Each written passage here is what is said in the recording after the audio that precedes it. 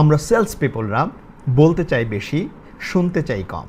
যদি আমি না শুনি তাহলে নিডটা আইডেন্টিফাই করবো কীভাবে?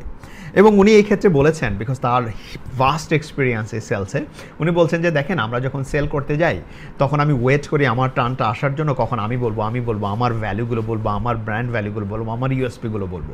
তো উনি বলছেন যে ইউএসপি বলার যখন সুযোগ আসবে তখন আপনি বলবেন, শোনেন বেশি, যত বেশি শুনবেন তত বেশি অ্যাকচুয়ালি তার নিডটা, তার প্রবলেমটা আপনি বুঝতে পারবেন এবং তার ভেতর থেকে বের করে নিয়ে আসতে পারবেন তার ডিজায়ারটা কি, তার ফিউচার প্ল্যানিংটা কি, এটা উনি শুনতে বলেছেন। শুনতে শুনতে একটা পর্যায়ে then once you have your own turn, ওই শোনাটার সাথে রিলেভেন্ট কথাগুলো আপনি বলেন এবং বলতে বলতে তার ভিতরে আপনার ইউএসপিগুলো শেয়ার করেন।